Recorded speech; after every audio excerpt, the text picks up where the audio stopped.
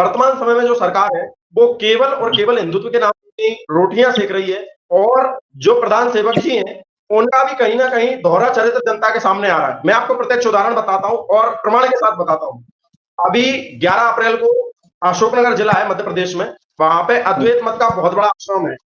और उस आश्रम में एक सार्वजनिक कार्यक्रम था, 5वीं पातशाही की जयंती समारोह था, तो वहाँ पे प्रधानमंत्री जी मुख्य अतिथि थे। तो उन्होंने मंच से हजारों लोगों के बीच में कहा कि हमारे देश की, हमारी संस्कृति की, हमारी महानता की रीढ़ है हमारे आश्रम, हमारे गुरुकुल, हमारे संत महापुरुष, और इनको संरक्षण देना और इनको बढ़ावा देना, ये हम सभी की नैतिक जिम्मेदारी है। और कहीं न कहीं जब तक हमारी संस्कृति और हमारे संत और हमारी धरोहर और हमारे आश्रम सुरक्षित हैं, तभी जो है हमारी राष्ट्रीय धरोहर सुरक्षित है। लेकिन जब हम बात करते हैं गुजरात की, तो गुजरात में आपने देखा होगा पूज्य संत श्री आसाराम जी बापू जी को लेकर के जो षड्यंत्र किया गया, तो मीडिया के द्वारा, और यूं कहें भ्रष्ट मीडिया के द्वारा, सभी मीडिया भ्रष्ट नहीं होती, एक भ्रष्ट मीडिया के द्वारा एक माहौल बनाया गया और राजनीतिक षड्यंत्र हुआ इंटरनेशनल लेवल पे, और सरकारों ने भी कहीं न कहीं अपनी रोटियां सेकी उसमें। और आज वो बेइज्जत, मतलब पूरी तरह से निर्दोष होने के बाद भी कहीं भी वो केस जो है टिक नहीं पा रहा है। इसके बाद भी जो है उन्हें राहत नहीं मिल रही है और उनका जो उपचार है वो भी ठीक से नहीं हो रहा था। अभी जब उनका स्वास्थ्य बहुत ज्यादा लड़खड़ाने लगा, तब जाके उनको जो है जमानत मिली है। और अभी हाल में एक माहौल बनाया जा रहा है। देखिए, प्रधान सेवक जी 11 अप्रैल को आनंदपुर आश्रम में कहते हैं कि हमारी संस्कृति का आधार हमारे संत और हमारे आश्रम है। ये उन्होंने कहा है, लाखों लोगों ने सुना है, आपने भी सुना होगा। और दूसरी ओर मोटेरा जो क्रिकेट स्टेडियम है, उसके विस्तार करने के नाम पे संत श्री आसाराम जी बापू आश्रम को हटाने का जो है एक षड्यंत्र चल रहा है। और मीडिया के द्वारा, नेशनल जो मीडिया है, भ्रष्ट मीडिया है, उसके द्वारा एक माहौल तैयार किया जा रहा है। और स्टेडियम बनाने का जो टारगेट है वो 600 एकड़ भूमि का है, और आश्रम जो है वो मुश्किल से 4-5 एकड़ में या 6 एकड़ में बना होगा। मतलब एक सागर में एक बूंद की समान जगह में आश्रम बना है। वो 1972 से बना हुआ है।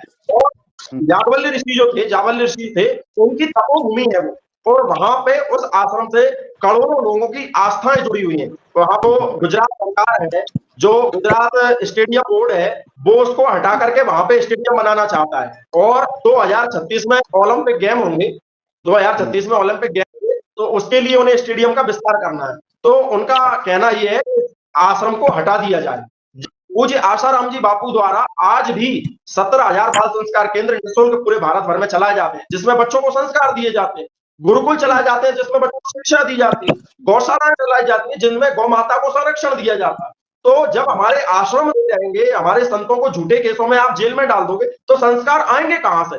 और जब संस्कार नहीं होंगे, तो इस तरह की घटनाएं जन्म लेंगी और हाहाकार मचेगा। तो कहीं ना कहीं सरकार को इस पे गंभीरता से विचार करना चाहिए। और मैं देश का एक नागरिक होने के नाते माननीय प्रधान सेवक जी से, माननीय प्रधानमंत्री जी से ये प्रार्थना करता हूं कि जो उन्होंने कहा है, कहते हैं कि राजा जो है वो ईश्वर का रूप होता है और उसकी कथनी और करनी समान होना चाहिए। अगर उन्होंने आनंदपुर आश्रम में लाखों लोगों के सामने कहा है कि हमारे संत, हमारे आश्रम, हमारे धर्म स्थान, हमारे संस्कारों की रीढ़ है, हमारे भारत की रीढ़ है, तो पूज्य आसाराम जी बापू आश्रम, जिससे करोड़ों लोगों की आस्थाएं जुड़ी है, तो उसको संरक्षण देना, उसको सुरक्षित रखना और उसका जो है विकास करना कहीं ना कहीं सरकार की पहली जिम्मेदारी है। हर सनातनी का, हर हिंदू का, हर भारतीय व्यक्ति का ये कर्तव्य बनता है कि अपनी संस्कृति का, अपने संतों का, अपनी गौ माता का सम्मान करें। और जो आज एक षड्यंत्र चलाया जा रहा है आश्रम को हटाने के लिए, स्टेडियम कहीं और भी बन सकता है, वहां पे करोड़ों लोगों ने जप किया है, ध्यान किया है, आत्मिक शांति पाई है,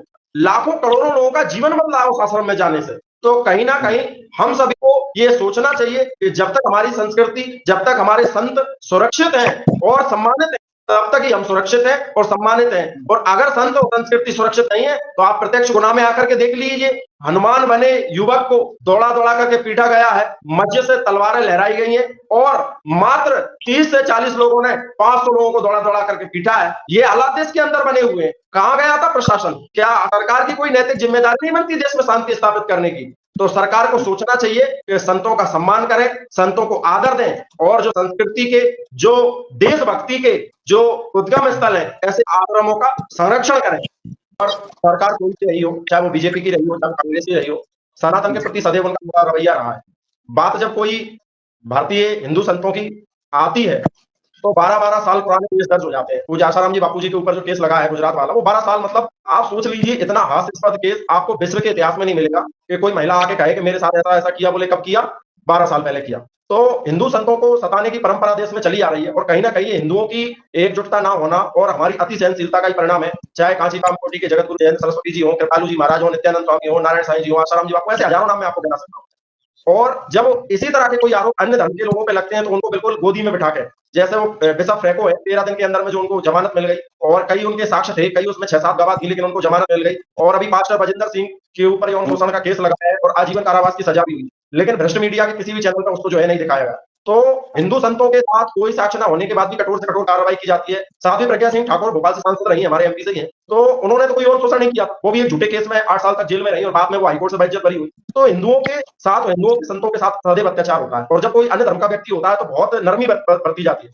और जब कोई नेता होता है या कोई न्याय प्रक्रिया से जुड़ा व्यक्ति होता है, चाहे वो कुश्ती का राष्ट्रीय अध्यक्ष हो, चाहे वो मीडिया जगत का व्यक्ति हो, चाहे वो फिल्म इंडस्ट्री का व्यक्ति हो, चाहे वो किसी सुप्रीम कोर्ट का पूर्व न्यायाधीश हो, उसके लिए जो है कानून ही बदल जाता है, उसकी गिरफ्तारी नहीं होती है और उसके लिए कमेटी बन जाती है और कमेटी 2 दिन के अंदर में, 4 दिन के अंदर में क्लीन चिट दे देती है और आतंकवादियों के लिए जो है रात में 2 बजे हमारी सुप्रीम कोर्ट खुल जाती है और अभी आदरणीय मानी भाई बता रहे थे कि बापू जो है आसाराम जी, उनके भांजे को मुखाग्नि देने के लिए भी उनको 1 दिन के लिए नहीं छोड़ा गया। तो ये कहीं न कहीं सरकारों का दोगलापन है और सरकारों को और सरकार के जो हुक्मरान बैठे हुए हैं, उनको अपनी कथनी करनी समान रखना चाहिए। ऐसा दोगला रवैया संतों और संस्कृति के प्रति नहीं रखना चाहिए क्योंकि संत सुरक्षित हैं और संस्कृति सुरक्षित है, तो वो सुरक्षित है, आज नहीं तो कल वो सदा रहने वाली सत्ता है नहीं है। और आसाराम जी बापू जिस स्थिति में हैं, तो वो महल में रहें चाहे जेल में रहें, उनको कोई फ़र्क नहीं पड़ने वाला। वो आत्मा में जीते हैं। नुकसान संस्कृति का हो रहा है। आप देखिए पिछले 10-12 वर्षों में कितनी हानि देश की और संस्कृति की हुई है। आज से 10-12 साल पहले ऐसे हालात नहीं बनते थे देश के अंदर। आज लोग धर्म के नाम पर लड़ रहे हैं, के नाम पर लड़ रहे हैं, समूह के नाम पर लोग लड़ रहे हैं और ये सब संस्कारों के अभाव में हो रहा है। और कोई साक्ष्य नहीं, मेडिकल में कोई साक्ष्य नहीं।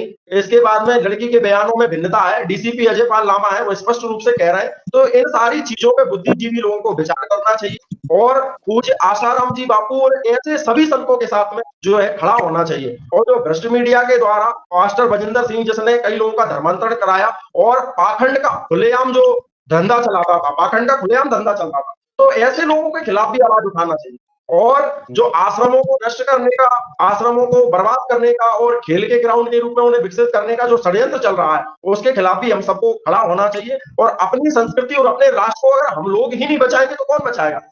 हाल के समाचारों के अनुसार गुजरात सरकार ने अहमदाबाद के मोटेरा क्षेत्र में स्थित आसाराम बापू के आश्रम की जमीन को 2036 ओलंपिक की मेजबानी के लिए अधिग्रहित करने की योजना बनाई है।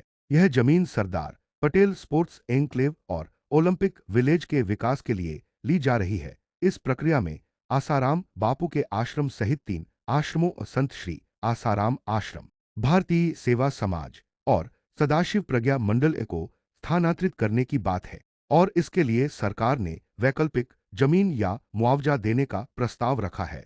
यह प्रक्रिया अहमदाबाद म्यूनिसिपल कमिश्नर की अगुवाई में एक 3 सदस्यीय समिति द्वारा संचालित की जा रही है। निर्दोषता और साजिश का दावा। आसाराम बापूजी के समर्थक और कुछ संगठन जैसे विश्व हिंदू परिषद वीएचपी लंबे समय से दावा करते रहे हैं कि उनके खिलाफ मामले हिंदू धर्म को बदनाम करने की साजिश का हिस्सा है। 2013 में वीएचपी के नेता चंपत राय ने कहा था कि यह हिंदुओं की श्रद्धा को कमजोर करने की साजिश है। हाल के एक्स पोस्ट्स में भी समर्थकों ने दावा किया है कि आसाराम को धर्मांतरण के खिलाफ काम करने के कारण निशाना बनाया गया और ईसाई मिशनरियों, मीडिया और पुलिस की साठगांठ से उन्हें